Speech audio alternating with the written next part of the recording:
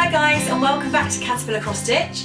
If you are new around here, then hi, I'm Sally. I'm the owner and designer at Caterpillar Cross Stitch, and I would love to have you join this YouTube cross-stitching community. So please do consider hitting subscribe below and joining the channel. Also, if you do enjoy this video, then I would really appreciate it if you could give the video a thumbs up, and I'll know to make more like this for you.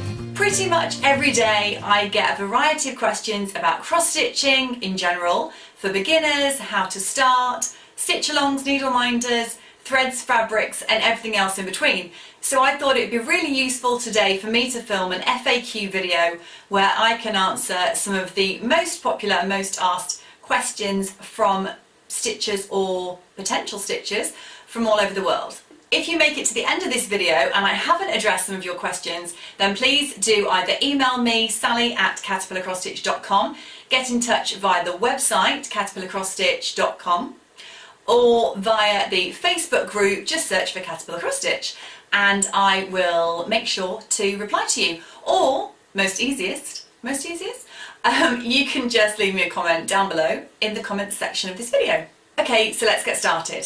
So when you receive a cross stitch kit from us, or you've just got your pattern and bought your materials separately, people often ask, where should I start? So if you look at your pattern, whether that's on one page or if it's been split over numerous pages, on the top row and the side vertical row, there will be two black arrows. So if you find the arrow at the top, follow that down, find the arrow at the side, follow that across. Where they hit each other, that's the centre point. Also, where you've got the two arrows, there will also be a thin red line. Follow those across, and where they join, that is the centre of the pattern. So the arrow and the line is the centre of the top axis, and you've got an arrow and a line at the centre of the side axis. That's the centre of the pattern. So it doesn't need to be that exact square, but generally have a look at the pattern. On Seize the Day, for example, one of the stitch-alongs, the centre point is at the bottom of the beach towel. So I've been saying to people, look for the bottom of the beach towel and correspond that to the centre of the fabric. So you get your piece of fabric, it could be landscape, portrait or a perfect square, fold it in half and in half again, open it out, and then you can quite clearly see the centre of your fabric. I would then look at the pattern, find the rough area of the centre, choose that colour thread and start placing your first stitches in that spot, and then you can work in any direction you like. You can go up, down, side to side, it doesn't really matter. Once you've got that centre point and you've got a little bunch of stitches, you can just follow the pattern, correspond it along, and you should be on the right track. With the stitch-alongs, people often ask, do I have to keep up with these set dates and everyone else? And, you know, is it some kind of competition? Not at all. It's just for fun. It's just a cross-stitch kit. Some people love stitching literally the second that they get that pattern through in their email inbox, and some people will do it 6 months or 12 months later. The patterns are generally released monthly or bi-weekly depending on the stitch-along. Generally the Christmas stitch-along, which runs from August to November, is a fortnightly one, so every other week the pattern will be released.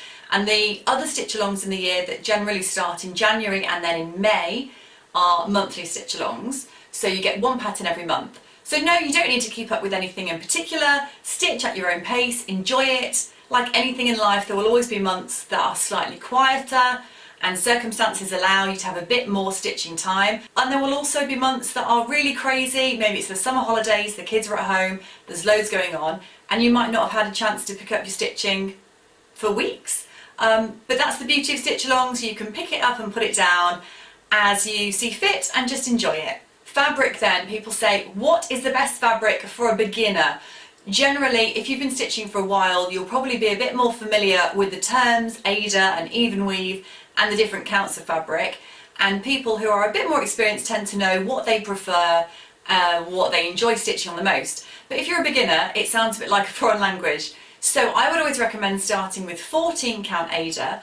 Your finished stitch piece will be larger, but the stitches are bigger because the grid, if you like, is bigger. So if you were painting by numbers and it's a tiny, tiny, really intricate piece, then you're going to have to be much more careful, and the dots or squares or whatever it might be are smaller. Whereas if you blow that up and zoom in, it's going to be larger and it's going to be easier to complete. So it's the same type of thing with cross stitch really. The lower the count, so if you had 6 count, 8 count, 10 count, etc., that's quite a big grid, so it's really quite easy to stitch on.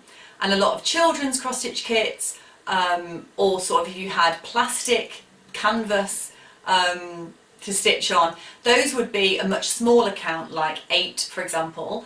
Our lowest count fabric that comes in our kits is 14 count, which I think is perfectly doable for a beginner.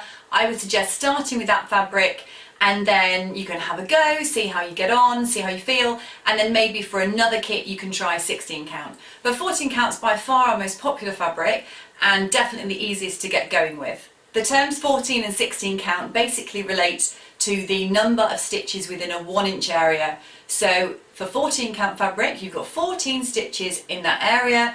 If you were to have 22 count fabric, for example, you've got that many more stitches in the same inch area, which means that each stitch is much smaller, detailed and more intricate. Is there a right and a wrong side of the fabric to stitch on top of? This is something that was debated quite a lot recently in our Facebook group. Personally, I don't think there is a right or wrong side. It's a grid, the fabric is made the same way. It's produced the same way. It's not like dressmaking fabric, for example, where, you know, it's running in different directions and it's got a pattern or a, I don't know, sheen to it. I would start on either side. I really don't think it matters. What do I need to stitch with? So people ask about hoops and frames and things like that. Personally, I like stitching in hand, and I will link down below a video where I show you a time lapse of me stitching just in hand, which means I'm gripping the fabric with one hand and literally just stitching with the other. Some people don't like this because you've got more of your hands and I suppose your oils on your hands or grease or whatever actually on your fabric. Also, it's kind of rolled up or scrunched up a bit, but you're going to wash it and iron it anyway, so I don't think it matters. I would think most people like stitching with a hoop the most. These are really reasonably priced. You can get lots of different brands and they do vary in quality, but literally you just put the fabric over the hoop, it separates into two, you put the other piece of the hoop on top, turn a little screw which tightens up the circular hoop so that the fabric's really secure, and then you literally just hold the side of the hoop, do your stitching, and then you can move the hoop along as you progress over the different pattern pieces. Also, people can use frames, so I also have a Q-snap frame, which is a particular brand. I'll link all of this below.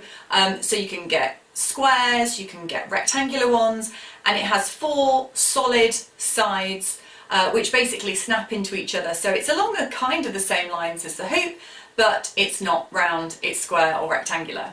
Basically, the whole point of these is to keep the fabric taut and neat and nice, so that when you're stitching, the stitches are uniform in their tension and you haven't got as many hands all over the fabric. But again, it is just personal preference. I kind of just go with whatever I feel like on the day. What is a needle minder?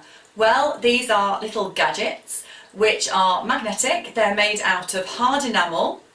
They come in a variety of different colours and themes and designs. We have 7 different needle minders in all of the different themes that go with stitch-alongs.